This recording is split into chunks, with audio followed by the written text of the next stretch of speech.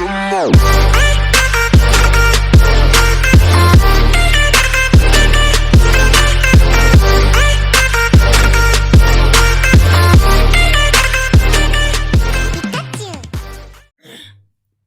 guys, Isabella here. We are back for some more conspiracy theories, I guess.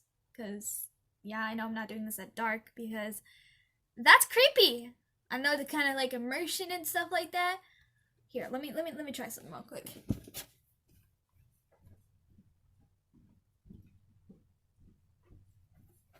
Yeah, does that make it immersed enough in the dark? My light's off, but it's still sunny out because it is only 4:19. I think it could be better if I don't wear my glasses so you can see my eyes better.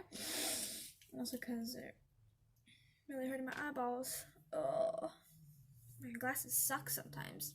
So, today, we have a whole bunch of Disney World or Disneyland conspiracy theories because I have never been there and I don't ever want to go to Disneyland. I'm glad I wasn't one of those kids that went or wanted to go with because not only is it like $1,000 to not only get tickets, but also like $1,000 for like a hotel room and all the food and shit. So that's a waste of money and scamming. Please don't come after me in the comments, because they will be deleted. I'm not gonna get slandered for a place I've never been to before. So, enough of that. Today we're gonna be reading 7 creepy ass urban legends about Disney World that proves it's the most terrifying place on Earth. There are a lot of spooky legends surrounding Disney World. Former employees seem to constantly leave the place with messed up stories and mysteries and evil. Here are 7 workers and patrons who've claimed experienced something terrifying while at the most magical place on Earth. And these stories are glimpses into the horror of Disney World, or are they just bullshit? That's on you to decide. Number 1. What actually happens after Disney World closes? Have you ever thought about all those people who make Disney World take after the park is finally devoted of guests? Have you ever thought about the disturbing things that could happen in a gigantic emptied amusement park? Well, you should. When we got to the breakdown room, I realized I left my bag where we were working. Damn it, there's no way I was spending $8 on Coke and a stupid bear claw from one of the Disney's rip-off vending machines. I told the guy I was going to run back and get my bag. So I went off. I was hurrying along because we only get a half an hour for lunch, and if we take a minute longer to get back to our work location, there would be hell to pay. And you all know how fast an hour flies by unless you're working. Trying to make it a good time, I must have made the wrong turn. In all blackness, my stupid flashlight was in my tool bag, of course. I was attempting to feel my way around the track when I saw some light coming up ahead. Oh, there's a full story? They look like they could be a set of emergency lights, but they were quite dim and flickering. Who cares? Who cares? At port in a storm, right? I slowly made my way towards them and began hearing voices. I couldn't make out any words. There was no one in the attraction other than us, or so we were told. Oh my god, after all the stories I was told, was I finally going to have one of my own? Oh, this is also a Reddit one. Ooh, this is a very long Reddit one. Ooh, I'm gonna have to read that after that one.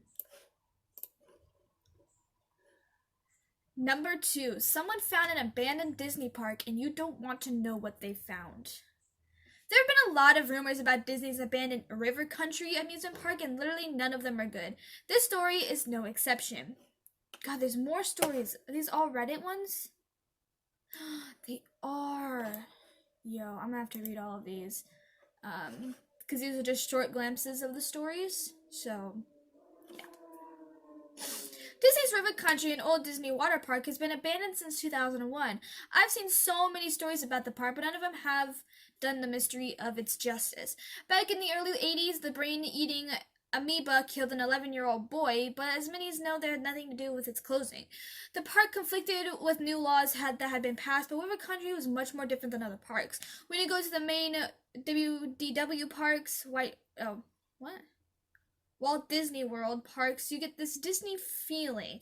You truly feel like you're in a magical place. But with the River Country, you get a different feeling, an odd feeling, like you're an outsider. I remember standing in front of the dilapidated lake They played a lake in the middle of the park and I just felt like something wanted to get me out. I really wish I would have. Number 3, Disney employees don't go into the Haunted Mansion ever. Getting college credit to work at Disney World seems like a dream come true, right? Maybe not if Joey's story actually came true.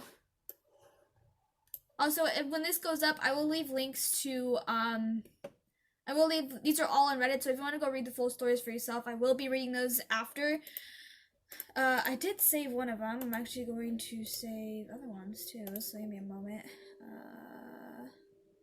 Videos, creepypastas, I guess, because these are not r/no-sleeps. Oh, these are r/no-sleeps, my bad. So, yeah, save those. Anyways. I was getting pretty close with some of my coworkers, Eli, Mika, and Emily, especially. We hung out mostly every day before and after work. If we were lucky enough to have the same days off, we would spend them together. Eli and Mika shortly after started dating, leaving Emily and I alone together a lot. Once two people become official, it tends to pry them away from their friends. One night, the 4 of us had to work together. Em and I finally got to hang out with them after our shifts. We were going to play some cards and have a few drinks. The shift went by with little to no trouble. A few guests complaining some sort of ghost at the end at the last dinner party scene was too scary for the kids. We politely had to apologize. You find yourself saying sorry a lot in this job. They kept complaining about the lady crying in the bloody dress by the fireplace. This struck me as odd. I've been on the ride and walked through the ride countless times. Never did I see a woman. I brushed it off. Number 4. He did high-level security for Disney, but he discovered there was one secret he couldn't cover up. This is an alleged and elite security crop at Disney World who would work to cover up any incidents at the park. He have a bad press, right? But the security agent discovered something he could not go along with. I got to the ride and got to the house in the back and the front door of the Masonic room and locked the front door as I entered. I inserted the core key into the lock to the wooden door, removed the core, and inserted the zone 1 core into the lock. Now my master key will open the door, and boy did it. The door glided open. It was heavy steel on the other side and of the wood face. There was a velvet red carpeted staircase leading down to some kind of utilidor, but we were all in Epcot. What the hell? There is one small Utador in Epcot, but it doesn't go this deep. I descended down the stairs and walked down the red carpeted hallway to these 2 double doors. Behind those doors were the answers and truths as what happened to these kids. Through these doors was the darkest side of Disney, a side of Disney that I couldn't even believe. Would Walt be in a favor of this? Could this be one of Elsner's little idea of making money off his guests? Behind these doors was an empty, dimly lit room with a small, peculiar, circular platform in the center. The carpet was a small, lush, red velvet carpet from the hallway. There were 6 leather armchairs around the circular platform, all with telephones and credit readers on the table next to the chair. Inside, I knew what was going on. I knew what was happening here. This was one thing I will not cover up for Disney crop.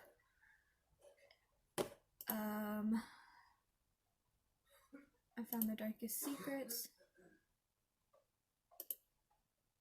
Oh, this is the same story. Okay. I was an officer. Are we gonna have fun reading these ones tonight, boys? Hold on, let me... Sorry if you hear things in the background. Number 3, don't look too closely at the fake animatronics. It's amazing how great of a job Disney can do at making their animatronic figures look real, but wait, what if some of them are real? Before I tell you my story, I have to tell you that I've worked at Disney for 6 months. I got the gig through their college program, getting paid to work at the happiest place on earth. Great, right? Nope. I would write a no-sleep story about my day-to-day work here, but it wasn't all bad. The novelty of working there surprisingly never wore off. In mid-August, I was starting to legitimately enjoy it until I got the complaint. Yeah, what's up in the additions? It scared the shit out of my kids. I looked at this one with a sort of, what the hell are you talking about face? We haven't done any of the additions to the Pirates of the Caribbean in a while. When was the last time you came here? We just got here in December. I was saying that the fish robot got way too close to the boat. Holy shit, for anyone who's seen the Disney World should know that there's no fish animatronics on the Pirates of the Caribbean ride. I cashed the woman out. I was working at the shop outside the ride, called my supervisor over on the walkie-talkie, and told her what she told to me. Not all creatures were animatronics. Yikers. Number 6.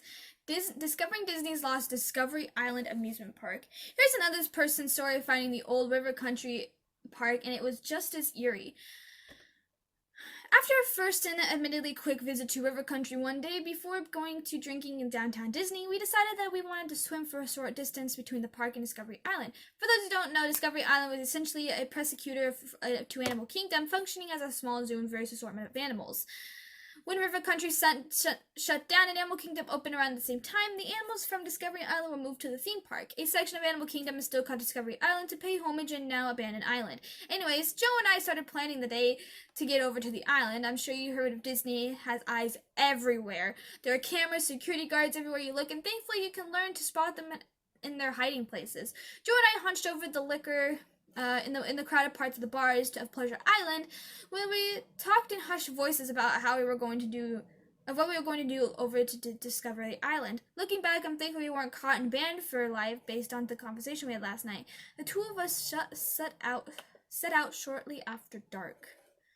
I'm guessing these are like, you have to read the full story in order to know like exactly why, but I'm just gonna read these anyway.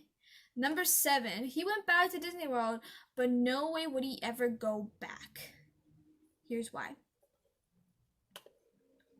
Who are the people inside the adorable character costumes? Who is really Mickey and Minnie? And Donald Duck? Is that a question that further pondering very deeply after the Donald Duck character followed his son into the bathroom of their Disney vacation. It was around 9 p.m. as I typed this in the hotel. My wife was sitting on the bed with our little girl Angelina, and the skies are lit up with fireworks. I hope to God everything's alright. They told me to document every events of the day before.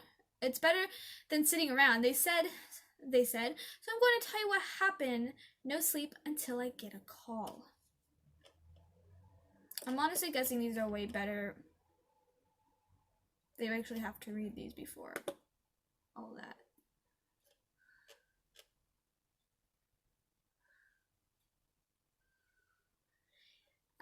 Anyways, that is basically it. Once again, all of these are links to r/no-sleeps on Reddit. So if you want to go read these for yourselves, I will put the link of this in the description. You can go read them for yourself. I'm also going to be reading these because I love r/no-sleeps. So yeah, that is basically it. If you're new to my channel, be sure to hit the subscribe button, give a thumbs up. Also the bell save videos, which is daily. I love you guys. Thanks for everything, and I'll see you later. Bye bye.